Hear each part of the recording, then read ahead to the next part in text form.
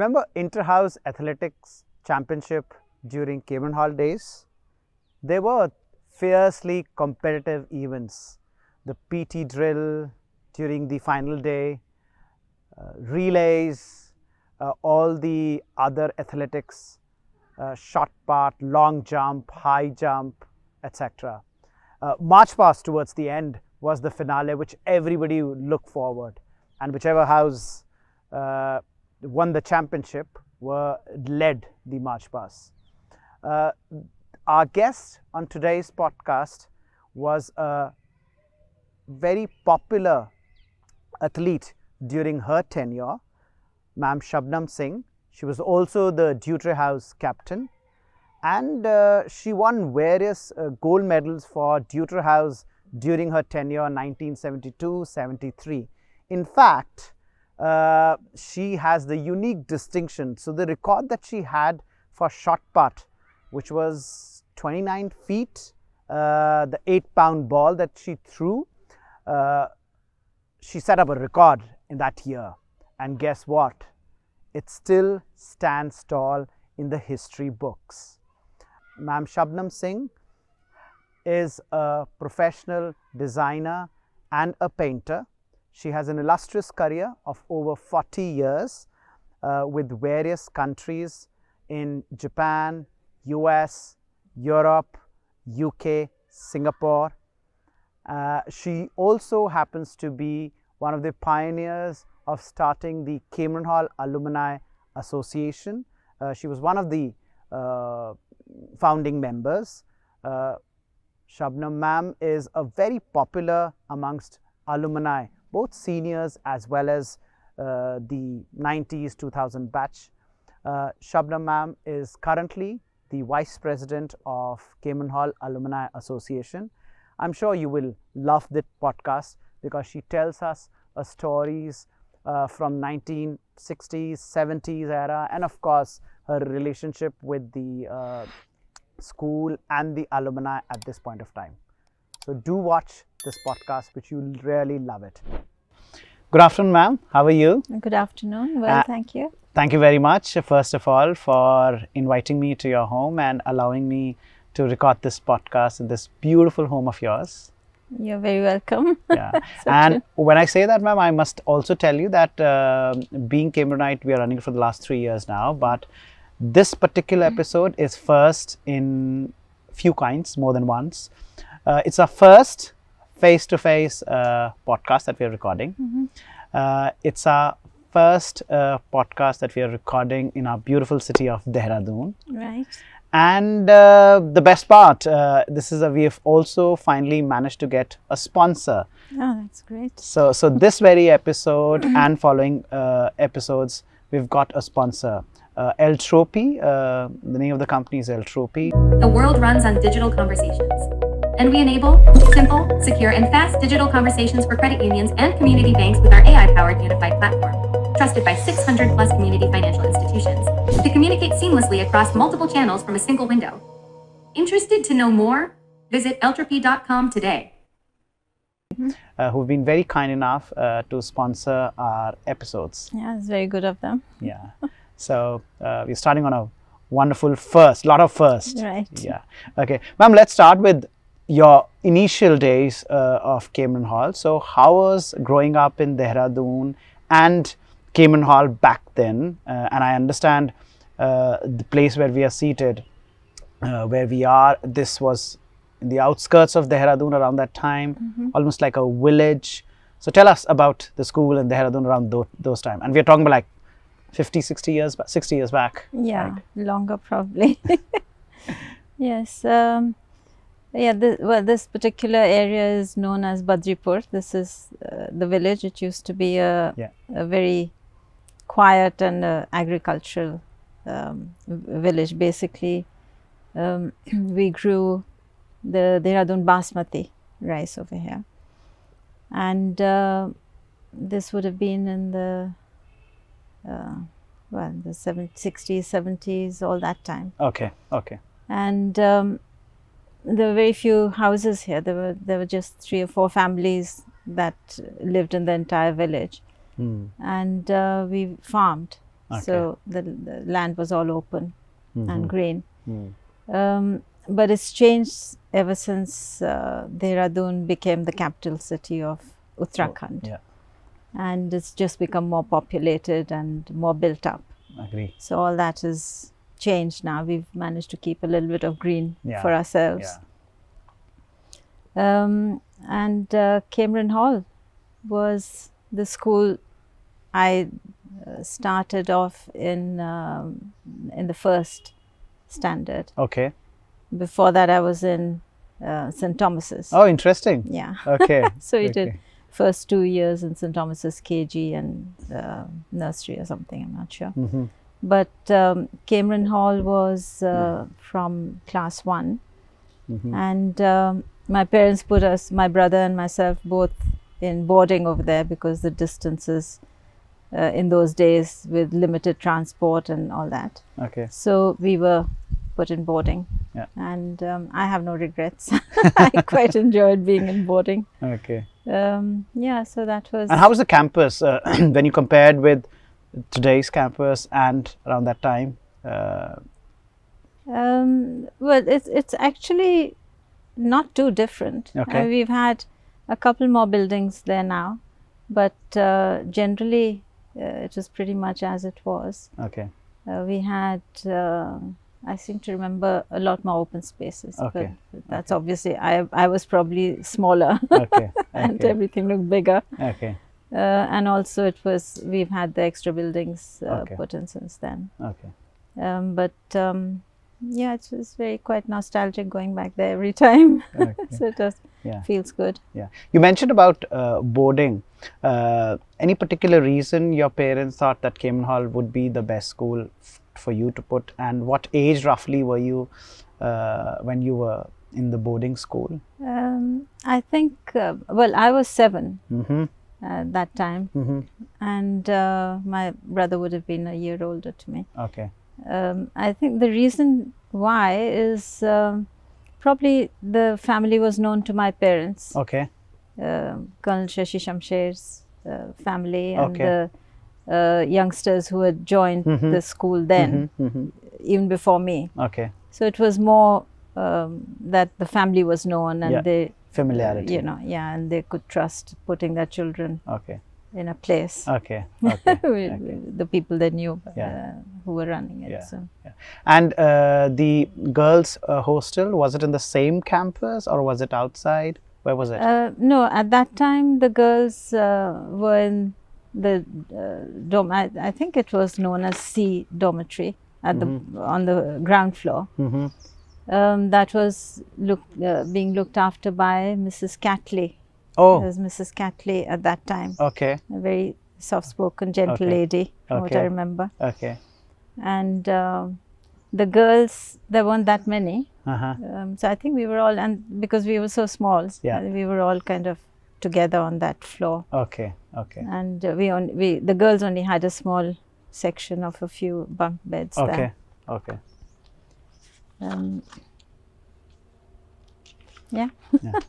Okay. So when I was talking to you about the boarding, and when I was speaking to some of your friends from that you have from Camelon Hall, do you remember going for the movie Johnny Mera Naam? Do you remember that movie? I remember the movie, but I don't have a very clear recollection of going. Okay, I've been told that not many would know about your good sense of humor. So I've been told that in all the melodramatic scenes that happen in the movie, you had your own script, which was very funny. Do you remember that movie, going out and watching that movie with your friends? Yeah, I think I have a sort of a mild recollection. I'm not very clear on it.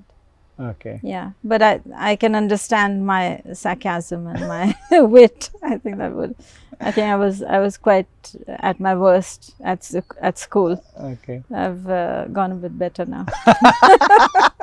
So I was very surprised when I got to know that ma'am had a continuous sense of wit and the humor with all the script, with all the melodrama going on in the movie, and she could have written her own scripts. I said, wow, I didn't know this side of ma'am as well. No, I think it was just to offset the Emotions. the emotion or that sort of weepy part of things, you just break it suddenly. Okay. So when we are talking about the school days, I know, and of course a lot of us would know, that you were a great athlete during school days. Remember, and you were in the you were also Deuter House captain. Yeah. Participated in most of the athletic championship, and also represented Camelon Hall during the district sports. So tell us if you remember anything about your, particularly about the sports and athletics that you did in Camelon Hall. Well, I think that was one of my best parts. Okay. Especially being a boarder in Cambrian Hall. Yeah. And I really enjoyed sports. I still do. I still try and play what I can manage. And the sense of competitiveness, obviously with the houses and all that, kind of fills you up a bit more. Encourages you to, do better. But I enjoyed all the sports. I used to love athletics. I was a sprinter. So I had one or two. There was one, Sering Yangchen, I remember, a Tibetan girl. And she was also in the boarding. She, myself, and Kummi Bansal. She's also local. I think between the three of us, we had to kind of get to that finishing line, So often it was either her, one of them, or it was me. So we kind of fought for that position. And then I liked long jump and all that. So I took part in all the athletics, basically all the things that they were doing. And played basketball.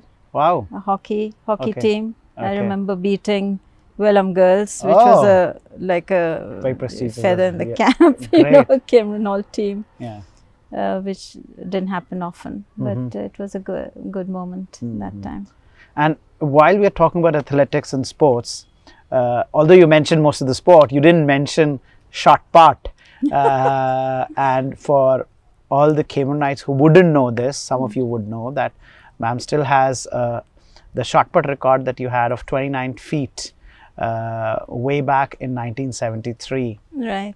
Still stands tall, and it has been unbroken. So you didn't talk about the shot put. Tell us about where did you get the skills of the shot put? The shot put was an interesting event, because I didn't think, you don't feel strong or anything particular, because you don't really know what's involved in throwing the shot put. So you're not prepared in that sense. Especially at that age, you're not quite aware. But I tried it. We tried the discus throw, and we had the cricket ball throw and all those things as well. And I said, okay, I'll try the shot put as well. So I could throw.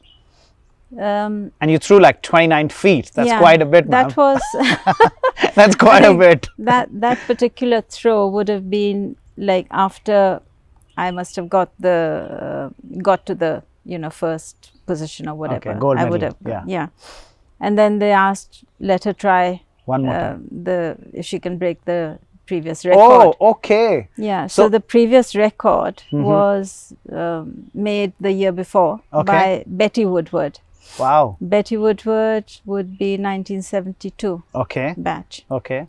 Interesting. And so there was Mr. Butler White there, Mr. Mohinder Singh, and I seem to remember, I think Mr. Shanti Swarup was also there with a notebook and doing all. And I remember throwing once, it didn't quite make it, got to where it was in the and what was her distance? Do you remember that? I can't remember exactly. You're talking about 50 years back. And so Mr. Mohinder Singh said, just try and see if you can equal the record or break it. So I tried it. 1, didn't. 2, it didn't. And then Mr. Butler White, he came. I remember this so clearly, very clear in my mind, how he sort of came to me, because I thought, oh, what now, So he came up and he says, take your time, he says, and position yourself correctly, and don't waste time throwing it, So when you reach that position, you just, throw it with full force. Okay. So I didn't think of anything else. I just had to think of throwing that thing, you know. Yeah. So I did it exactly how he told me, and it worked. It just went. Yeah. And they all went running with the tape and, Lovely. sort of shaking their arms, and it was good. Great. Yeah, so that's what happened with shot put. And I'm surprised that it's still there. Yeah. That was a surprise. Yeah. Wonderful. 50 years. Yeah. That's quite some time. They're not feeding their girls very well. Somebody should have broken it by now. Yeah. Okay. Now, talking about athletics, you're great at athleticism, but I got to know about an incident where your athleticism didn't work very well. What happened, bro? I like. So the boys used to bunk a lot, right? Okay. And I've been told that you also tried your luck bunking, and you couldn't go far, and you were caught really in the initial stages. So tell us. Who have you been talking to, Sachin? So I've been talking to a lot of people. It was very difficult to get a lot of information, but this one I was really I was smiling all along when I got to this information. So tell us, ma'am. So you were an great athlete, but you did fail when it mattered the most. Yeah. Well, I think this would have been just, I think what you might be referring to, because there might have been more incidents. Okay. The first one, I was told the first ever bunk by a girl as a boarding. Bunk out of the school or within the school? Yeah. No, I think there was a day that happened. Okay. Okay. There was, we had bars in the dormitories, in the windows, the iron bars. Yeah. And because we were all skinny and thin and little people. Yeah. So somebody dared me. Okay. Like, oh, you can't get through them. And you were very competitive. We already know this. Yeah. You were looking at that shape of the bars, and there was a slight warp in two of them. So I said, I'm sure I can. I said, oh, you can't, So if somebody says you can't, then you have to, don't you? So that's what happened. So I went through, squeezed somehow through there, and got out. And I had to come back. But before I could come back, there was Sister Bath was coming down from upstairs. Oh, Sister Bath used to look after the infirmary on the top floor. And she must be going out. This couldn't have been later than 7, 8 o'clock or something, And she was coming down, and she saw one girl out of the window. So I think she must have got a bit of a shock. She took me. She said, "What are you doing here?" And knock, knock, and Mrs. Catley. Oh, I found this girl outside the door. Outside the window. So that's what happened, Sachin. And it's still very clear in my mind, because suddenly you're faced with a member of staff, you don't expect. Yeah. Okay. So when we're talking about the staff members, tell us about the memories that you have about the teachers that you had in school during that time, and any particular one or more than one that you remember who had a really lasting impact on you as a person and helped you in becoming who you are as a person. Yeah. Well, I think all the teachers that were there at our time, they've all in different ways. All of them have had beneficial influence, and you just remember different things about different teachers. Yes. So I remember Mrs. Butler White as being one of the kind of prominent teachers around us that time. And she was very graceful, the way she dressed and the way she carried herself yes, and correct. talked and everything. Yeah. And she had a very soft way of talking. So it was easy to feel comfortable if you had to talk to her or say something or thing. So I remember, and as children you kind of look up to, you correct. Idolize Yes. teachers as well. So I think she was sort of a big influence on. Generally, I think I looked up to her a lot. Okay. That time. Okay. And then there was Mr. Sharp. Okay. Mr. Sharp was from England, and I think he was at Woodstock as well for some time. Okay. And he had a very, very English accent. Okay. So I mean, I've discovered it now after living there, but before that, he was like my first English accent person, you know, speaking quite sharply. But he did a lot of literature with us, with all the Shakespeare and all that. So that was, he was very knowledgeable, and his English and, you know, the way he spoke and all that, that was a good influence of that time as well. And then we had Mrs. Kanduri. Yeah. She was another gentle lady, you know, always sort of calling you quietly and big smile on her face. So I think, and Mr. Mohinder Singh, of course, with the sports. He was there with the stick, you know, that's what put us in order. Yeah. Yeah, so they were all very good teachers. Okay. Ma'am, you mentioned about Mr. Sharp, right, and Macbeth. Yeah. You had Macbeth, and I was told, again, information from your friends and classmates, that he would ask all of you to act in the play. And I've also been told that you're very popular amongst boys, and all the boys would actually would line up and think that they should somehow become, because you were, if you became Lady Macbeth, they should become Mr. Macbeth, so that they have an opportunity to get hugs and kisses from you. Well, I don't know about that. So were you aware all of that was happening, and there were cues for boys? No, thankfully I wasn't aware. Okay. I knew, I mean, at that time, at that age, I think there's that kind of awareness is not there. Certainly it wasn't there for me.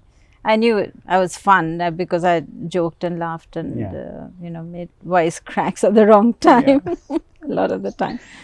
But no, I think it's very complimentary to hear that. And in fact, I heard one step further that not just your batchmates, you were very popular in this at least 2-3 batches senior, 2-3 batches junior amongst boys. And I've heard it from the gentlemen within your era. I won't name the people, but I've got it from multiple sources. Well, that's nice of them. That's nice. I'm still in touch with everyone. Yes. So, you know. Yes. It's nice that we all meet up, and we are everyone is, you know, on the same level now. All our friends. We meet as families. Ma'am, tell us about your painting, which you picked up as a profession. So was it anything that happened during the school time, or over a period of time that you developed that as, and your interest in that profession? Yeah, painting. Because you're an illustrious painter, with paintings in, I think, if I'm not wrong, 4 to 5 countries: India, UK, Japan, Europe, US. Yeah, they've gone all over the place. Okay. I mean, luckily, people have been, you know, so tell us about purchased. Yeah. Well, painting I used to love even as a child. I used to paint small things like greeting cards for family members and stuff like that, which everyone does. But at school, we didn't have that art option as a subject. Oh, okay. Yeah, we did it till class 6 or 7, I think, junior classes. We used to do paintings, and I remember blue mountains and the yellow sun and all that. But senior classes, we didn't have any painting. So I went through the arts section, did geography and history and all that. But I couldn't do art at that time. I did home science, which was the closest thing to art than that, I suppose. But yeah, so I was quite keen to do something in the art department, art line. So I did textile design. Okay. Textile design in Delhi. Okay. Delhi Polytechnic. Okay. I was there for 3 years, did the diploma with them. And Then I got married soon after that. So the first job I got was in a studio in London. Oh, wow. That was another sort of a happy thing to have happened. Okay. Because I didn't expect it. I just applied. I was barely 20. Okay.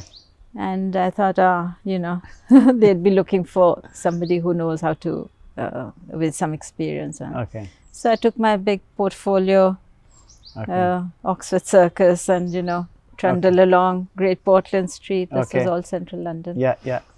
And sure enough, he said, well, the kind of work you have in your portfolio is not what we'll be looking at. But I think you can do what we want done. Okay. Okay. And they wanted to paint, have flowers, basically floral designs. Okay. So that's where my floral thing started up from. Okay. Yeah, so it's just developed from there. Okay. Okay.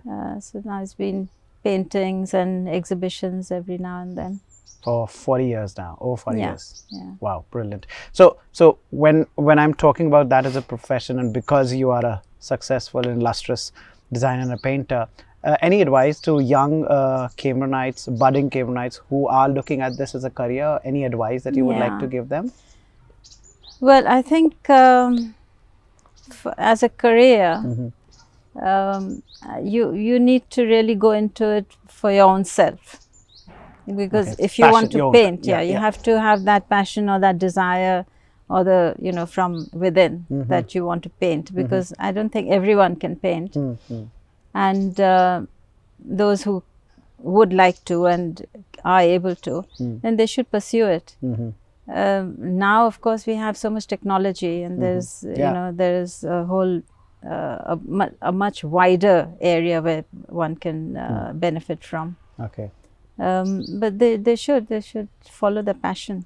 Absolutely. I mean, there's painting for me is like a therapy. So it's like listening to music. Correct. If you listen to music, it calms you. It makes you feel good. Yeah. It's the same thing with painting. So any form of creativity, I guess. Okay. Yeah. Nice.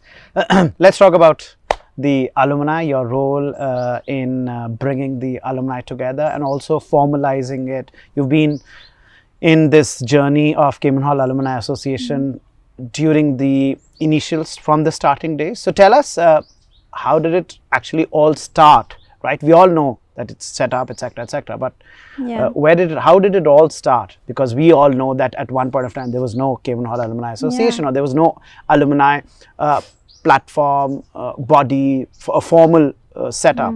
So tell us about that. Yeah, that's true. Well, it all started, in fact, right here. This was one of the places that we got together. Oh. And we didn't have. You remember which year was that? This would have been, I think, 2009. 10? Oh. Yeah, 9-10, the winter of the December, January time. Okay. And it was mainly the year of I think so, the 74 batch. Okay. 74 batch, who were the majority. Okay. P.K. Singh's batch. And they had a group of their own class. Okay.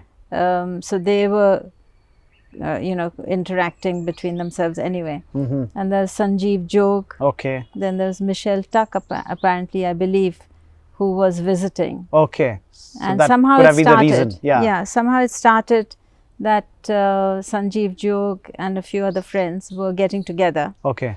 And meeting up. Okay. And they put out an email. Oh. Which kind of got sent out to other people, and then to others, just kind of spread. Yeah.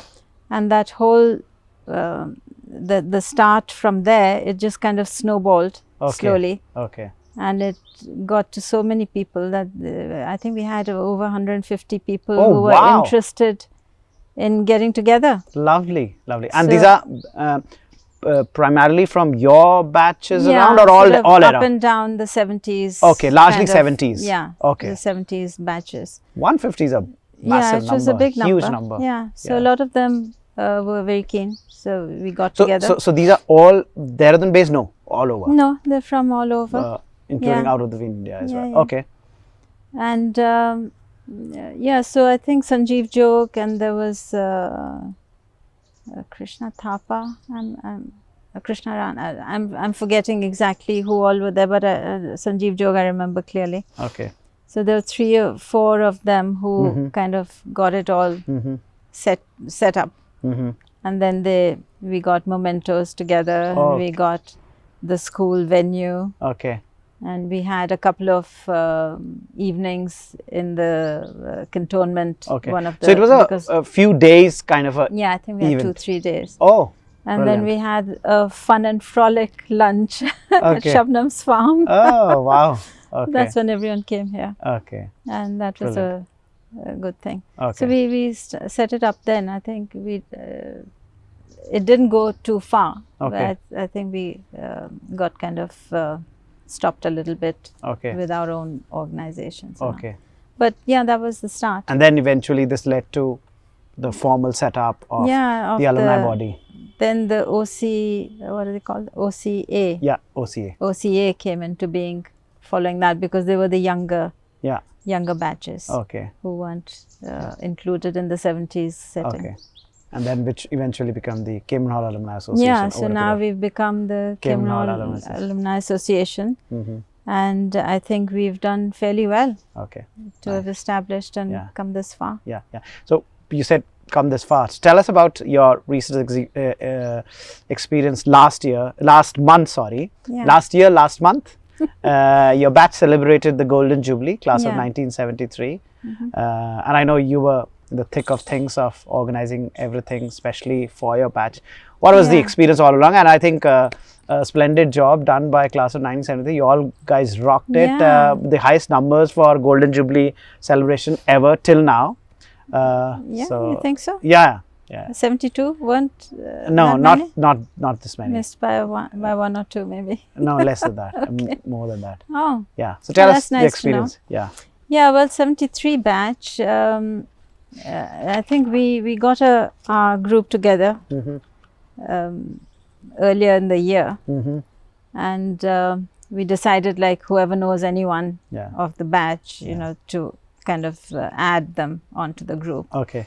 So you have So- like this WhatsApp group. Yeah, we have the WhatsApp group. So, Okay. and of course, you know, it's one thing being in a bigger group, but Yes. if you're in a smaller, it's a bit more intimate with your Correct. own people, then, Yeah. you know, you can share a bit more of Yeah. your own year Yeah. things. Yeah, so I think we managed to have, we still do, we haven't, you know, given that up. We've got about 32 Nice. people on it, and Wow. we're hoping some more will join. Yeah. And out of those, I think there would have been 18 yes. who attended. Correct. That's And right. there are 2 or 3 who last minute they had to Oh, drop out, which is okay. a pity. Okay. But 18 managed to get in, and yeah, we had a great time. Yeah. I think we really enjoyed Yeah. getting together, and Yeah. we had a separate evening for us, Okay. you know, before the event. Okay. And that was fun, just getting introduced, meeting everyone, you know, after so many years, Yeah. which was nice. So what was the longest period that you would have met any of your classmates? Anyone that you met after like? Well, some I hadn't met from the time I left school, so Oh wow! So 1973. you met them after 50 Yeah, years. yeah. So there were a few who we hadn't met in between at all. Wow. Yeah, That's like so something. It was amazing. Yeah. And there are still a few pending who Yeah. couldn't make it, who Okay. we haven't seen since school. So Yeah. hopefully they'll turn up and Yeah. we'll get together. Yeah. So this is really beautiful when I really feel very nice when I hear something like this, that the annual event, the milestone celebration particularly, Yeah. is helping Cambrianites to meet. Imagine Yeah, 50 years. I think it's you know. quite amazing, and 50 years is such a long time. exactly. You don't realize you've lived most of your lives. You know, you've gone through the hell of everything and and the heaven of, but and to then meet up at that point, I think it's a different kind of Exactly. experience. Yeah. You know, it's So when much you nice. talk about experience, one particular episode, instant, whatever we call it, that happened, Camelon Hall Alumni Association thought that you should be felicitated for your record that you still stands on that evening, because I know all of us had tried to put it like a surprise for you. What was your first reaction when you got the announcement and you received it? What was it? My first reaction was, oh my God, not that. Oh, that was embarrassing. But I can imagine they asked me to do the short part in a sari. I could have shot put it myself somewhere in the sun. Yeah, so it was a big surprise, a little embarrassing, but I was very grateful. It was very thoughtful and considerate of you all to think that this could be something. Especially with your classmates, where it all happened, because they would have witnessed it 50 years back. Some of them, some would be. So it was a surprise and a good one. Okay. And I've got that plaque, and I shall keep it. I'm hoping somebody comes and breaks that record now. It's going to be difficult. 50 years. Well, I'm sure somebody can throw a little bit further. You only need a few centimeters beyond. Okay, we're almost coming towards the last leg of our conversation, ma'am. You are also the vice president of the Cambrian Hall Alumni Association for the current tenure. So tell us a bit about, to all the Cambrianites listening to this, what's the vision that we have for the Cambrianites and for this the platform that we've created for the Cambrian Hall Alumni? What are you looking at long-term wise, and what would you tell everyone listening, Cambrianites? Well, I think I would ask every Cambrianite to be part of it. That is an absolute essential thing, because when you leave school, there's a lot that's happening. School is the last thing that you want to come back the next day, because now you've found freedom of a different sort. But as you go into your lives, live your lives, and there's so many things that happen, and you experience everything.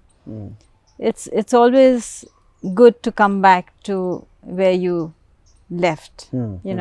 It's nice to reconnect. It's a huge feeling of what should I say, of a bonding. That you're still connected to where you went from.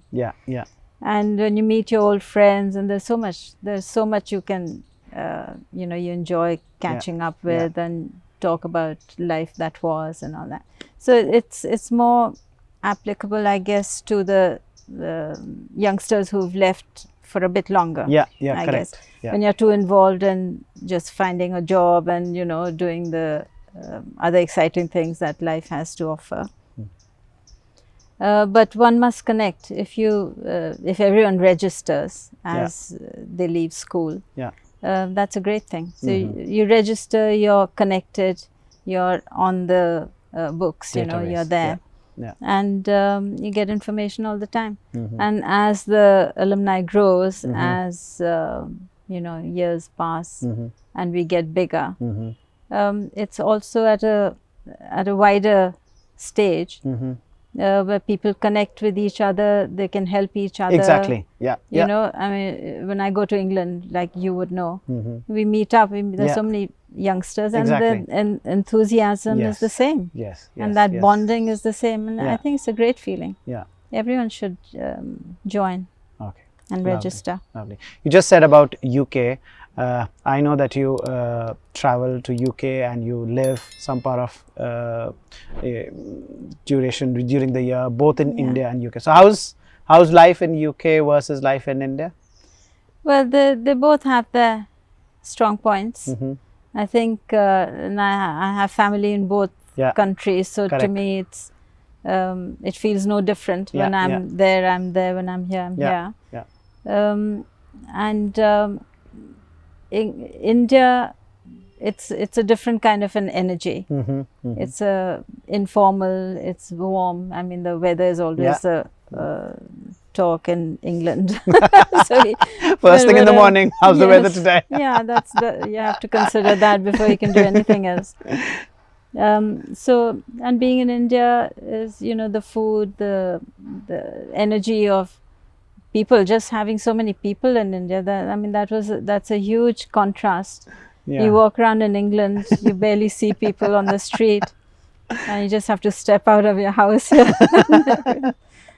So it's vibrant in that sense. It has a good energy. It's different. Yeah. Yeah. But I enjoy being in both places for different reasons. You know, different things. Yeah. Great. Okay.